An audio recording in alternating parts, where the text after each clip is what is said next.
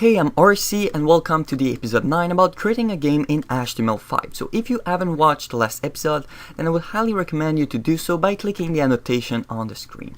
So for this episode, this is what I have in mind. So first we will add the score on the top right corner of the screen, and then we will add a new type of entities that will be upgrades. And when the player touches an upgrade, it will increase its score. And finally, we'll add bullets, so the player will be able to shoot bullets, and if a bullet collides with an enemy, it will kill that enemy. Okay, so first of all, let's work on displaying the score. So first, we create a new variable called score, which is 0. Then in our update loop, which is called every frames, we increase the frame count by 1, and we will also increase the score by 1. And right there, we draw the player HP. You can simply copy paste that, rename it score, and then we display the score at position 230. This is the X, this is the Y. And there we pretty much have it. There's one small thing that we need to do too, is when we start a new game, it resets the score to 0. Okay, so this is how it looks. So as you can see, we are drawing the score at the top of the screen.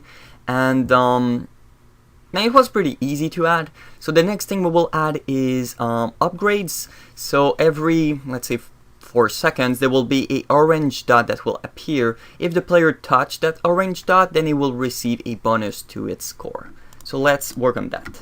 Okay, so the first thing we will do is to add a new list, which will be the upgrade list. Right now I know it seems a bit weird that we are calling this an upgrade, but later on it will make more sense when we'll have multiple type of upgrades. So we got our upgrade list. Let's make the constructor for the upgrade. The constructor is basically the skeleton, the structure. For example, the constructor for enemy is this. So we know that an enemy has those attributes.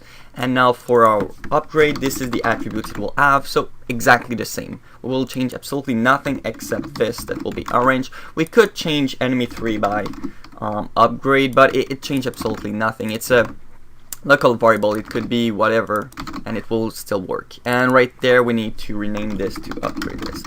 So if we call that function, it will create an entity which is pretty much the same than an enemy, except that it's in the upgrade list and it's orange. Now we will create a new function for randomly generating that upgrade. And it will be a bit different. So for the X and Y, it will stay the same. For the height, it will always be 10. So it will be a small dot. ID will be randomly generated. Now for the speed will be 0. We don't want the upgrade to move, so it will stay at the same spot. And here we just rename it upgrade. So as you can see, there are parameters that we could simply hard code it here. So put 0 and 0, but in the long term you will see that it's a lot easier to keep the same skeleton all the time, same function. It makes things easier. So I guess we got our randomly generated upgrade. Now we need to specify what to do with those upgrades. So if we go in our update loop, right there, every 4 seconds we randomly generate an enemy. Now what we could do is every let's say every 3 seconds we randomly generate a upgrade, something like that. And finally we need to draw those upgrades. So right there I'm going to loop through the list of upgrades and update them. So if you remember correctly, what upgrade entity does, it updates the entity position, which will do absolutely nothing for our upgrade, but it's still viable code. It will just increase by 0 and so on. So it works. And then the next part is drawing the entity. Because we are using the same code than the enemies, then we also don't have to change anything there. So I guess we can just save and check how it looks. Okay, so if we go here and we refresh the page, this is how it looks. So after 3 seconds, there should be a orange dot on the screen. The player can go over it because I'm not testing the collision with the player, but they are getting drawn. Now one little issue is that if we die, the dot stays there, so that's something we will need to change. And we will also need to test the collision. So let's work on that. So right there we upgrade the entity, and then right after that what we should be doing is testing the collision between the player and our upgrade entity, and if they are colliding we will increase the score by 100, and we will also remove this entity. So to remove something you just call delete the object and the key. So this will remove this entity from the list. So yeah, like I said, you use delete when you only want to delete one element inside that object. If you want to delete the whole element, then you just say equal to empty object. So this will delete everything, while this will only delete the attribute key, which is the one that collide with the enemy. But we will use this here. So when a new game will start, we want to delete the whole list of upgrades. So let's just check how it looks.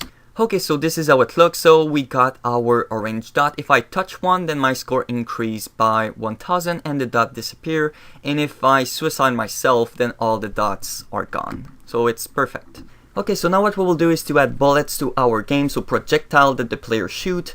So to make it simple, the bullet projectile won't be triggered by a key press. It will be simply random, so every second the player will shoot a bullet in a random direction. We will implement that, and then later on in another video we will add the keyboard input into the game. So to do that, first we need to add a new list, which will be the bullet list. It will be pretty similar to the upgrade list, except it's called bullets. So right here we just copy paste this and we rename that to bullet.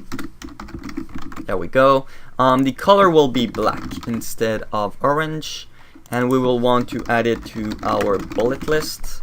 And now here, when we randomly generate a bullet, the X, we don't want the X to be random, we want the X to be on top of the player, so the same than the player. Now for the Y, the same than the player, I 10, width 10, it seems correct. And now for the speed, it's a bit trickier. Okay, so first what we will do is to find out at what angle the player is shooting the bullets. So for now it will be random, so later on we will add the fact that it's being shoot at the right position, but for now it's just a random angle between 0 and a 360. So if this is 0, it's 0, if this is 1, then it's 360.